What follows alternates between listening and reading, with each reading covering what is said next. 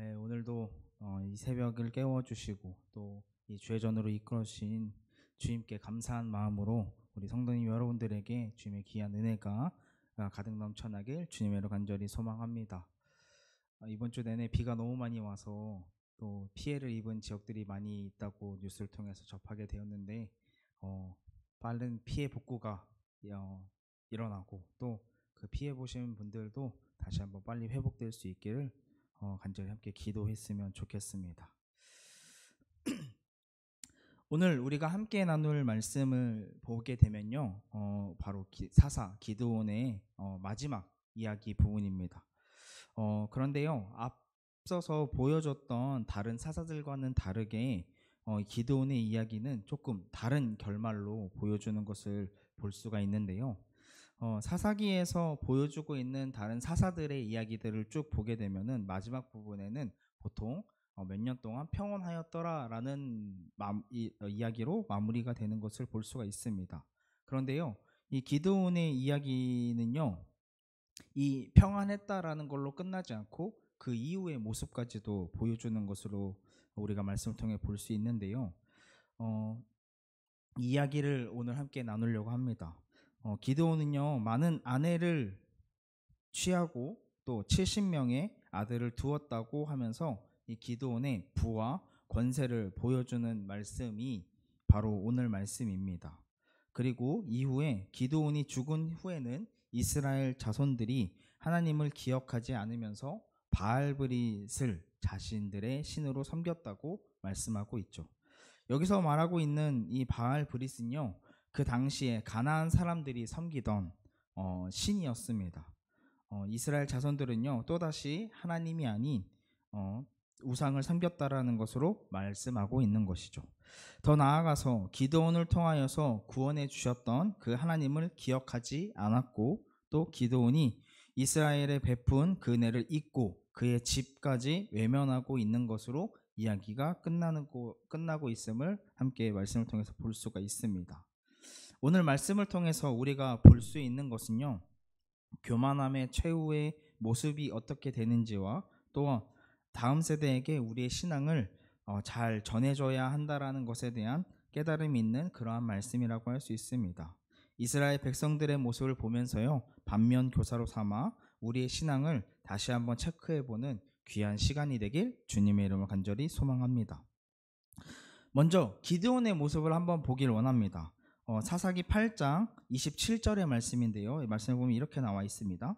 기드온이 그 금으로 에봇 하나를 만들어 자기 성읍 오브라에 두었더니 온 이스라엘이 그것을 음란하게 위함으로 그것이 기드온과 그의 집에 올무가 되니라. 아멘.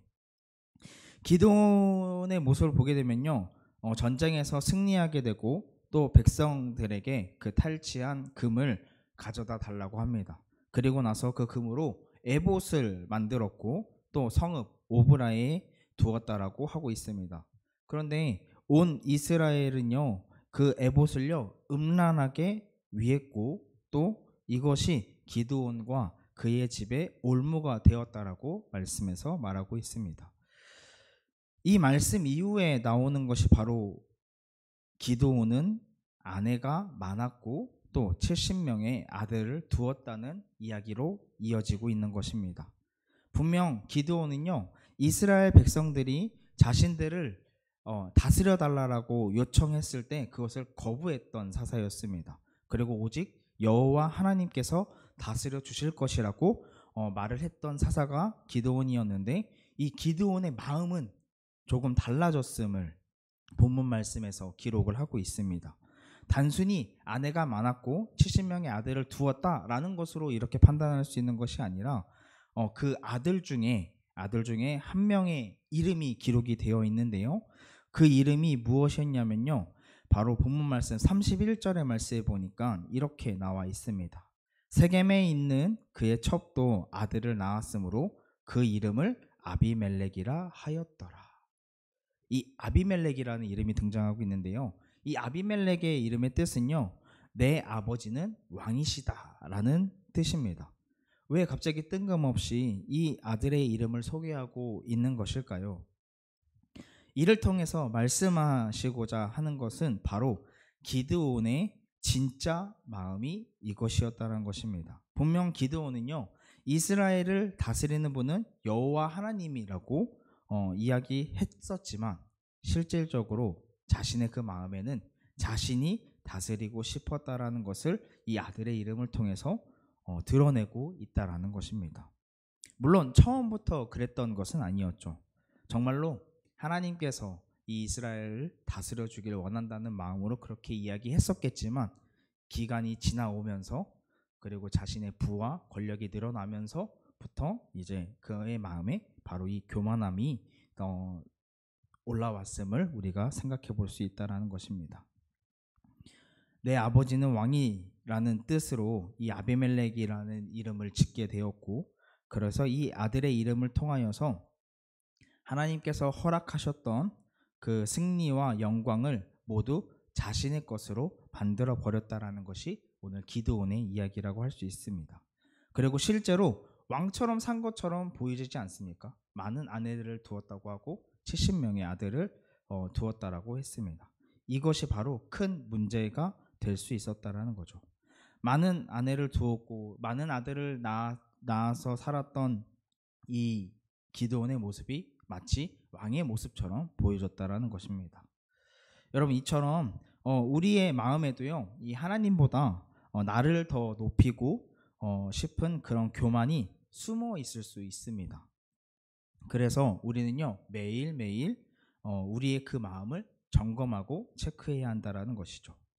내 마음에 교만함이 없는지 체크해야 한다라는 것입니다. 무엇을 통해서 우리가 이 마음을 체크할 수 있을까요? 바로 우리 하나님의 말씀을 통해서 체크할 수가 있다라는 것입니다. 우리는요, 하나님의 말씀에 그 순종하며 살아가야 하는 그리스도인이기 때문에 하나님의 그 말씀에 잘 순종하고 있는 것인지 또는 어떻게 살아가고 있는 것인지 그러한 모습을 매일매일 체크해야 한다라는 것입니다.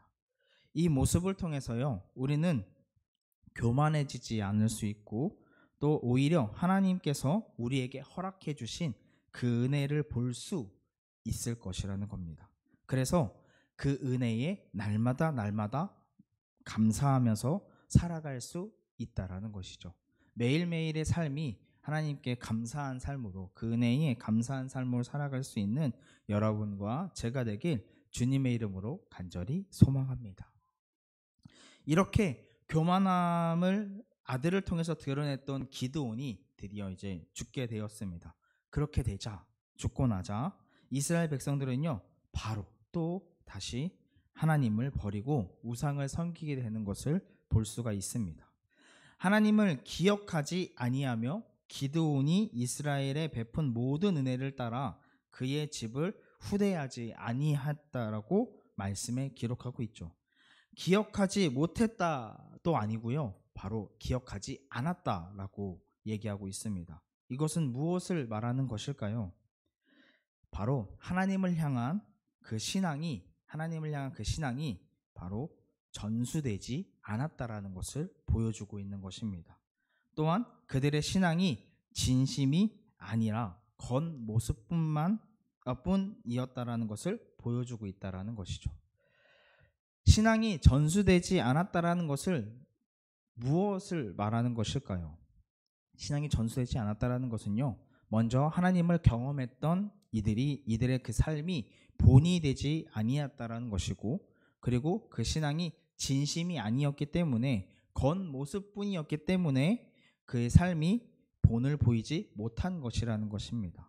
그렇기 때문에 이러한 결과가 나온 것이죠. 본문 말씀 33절을 함께 읽도록 하겠습니다. 33절 보니까 이렇게 나와 있습니다. 함께 읽겠습니다. 시작. 기드온이 이미 죽음에 이스라엘 자손이 돌아서서 바알들을 따라가 음행하였으며 또 바알 브릿을 자기들의 신으로 삼고.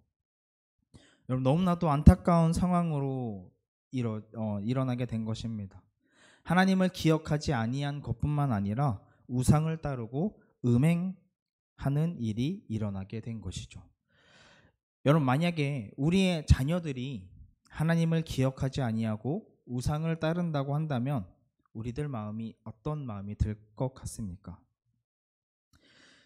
저는 아직 자녀가 없지만 만약에 제 자녀가 그렇다고 한다면은 저의 삶 자체가 다 무너지지 않을까라는 마음이 들었습니다.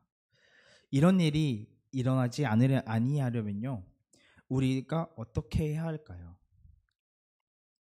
겉모습뿐인 신앙이 아니라 정말 우리의 마음을 다한 그 신앙이 우리 아이들에게 보여줘야 되고 전수되어야 될 줄 믿습니다. 그리고 그 하나님의 은혜와 우리를 도와준 그 사람들의 그 사랑을 항상 기억하며 살아야 한다는 것이죠. 우리가 하나님의 은혜를 잊지 아니하려면요, 매일매일 그 하나님의 말씀을 함께 봐야 하고 또 그 말씀을 붙잡고 살아야 되는 줄 믿습니다. 이러한 모습을 통해서요, 우리의 그 신앙이 우리 아이들에게도 전해질 수 있다는 것을 보여준다는 거죠.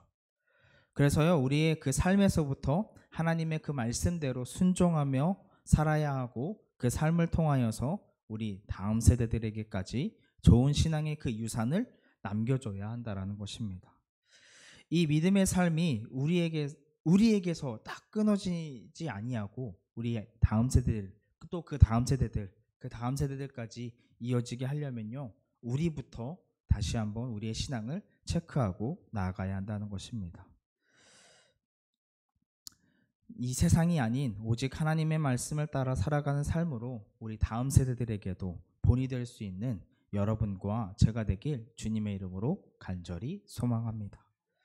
우리 사랑하는 우리 만석교회 성도님 여러분들, 우리 여러분들의 신앙은 어떤 신앙입니까?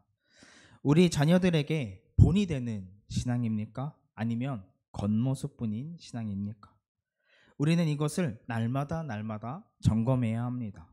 그리고 올바르지 못한 길로 우리가 가고 있다면 하나님의 손을 붙잡고 다시 돌아와야 합니다. 우리 안에 교만이 숨어 있습니까? 그렇다면요, 늘 내가 죽고 예수로 사는 삶으로 살아내면서 그 교만의 뿌리를 뽑기 위해서 노력해야 합니다. 삶으로 믿음의 본이 되고 우리의 그 올바른 신앙을 우리 다음 세대에게 전수하여서 이 사사기에서 보여주고 있는 이스라엘 백성들의 모습과는 달리 날마다 하나님의 말씀을 따라 살아갈 수 있도록 인도해내는 여러분과 제가 되길 주님의 이름으로 간절히 소망합니다. 현재 우리 교회에서는요, 지금 여름 성경학교가 진행 중에 있습니다. 또 다음 주면요, 그 다음 주면은 중고등부 수련회가 있고요. 또 그 다다음 주면요, 청년부 수련회가 있습니다. 지난주로부터 우리는 여름 행사를 위한 기도회가 끝이 났습니다. 그러나 우리는 이 다음 세대를 위하여서 우리의 기도가 멈춰지면 안 됩니다. 우리 다음 세대가 살아가야 할 이 세상은요, 너무나도 악한 세상입니다. 조금만 삐끗하면요, 좋지 않은 길로 빠질 수가 있다라는 거죠. 그렇기 때문에 우리에게 이 여름 행사가 너무나도 중요한 것이고 꼭 필요한 것임을 믿습니다.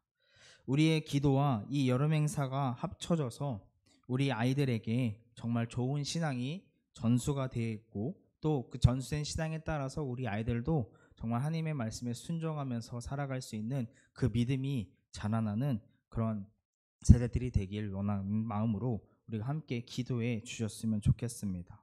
그렇게 주님의 말씀이, 주님의 믿음이, 주님을 향한 우리의 믿음이 우리 아이들에게 전해지길 바란다는 거죠. 간절히 바라기는요, 이 사사기에서 나오고 있는 이스라엘의 모습이 우리에게서는 반복되지 않기를 바랍니다.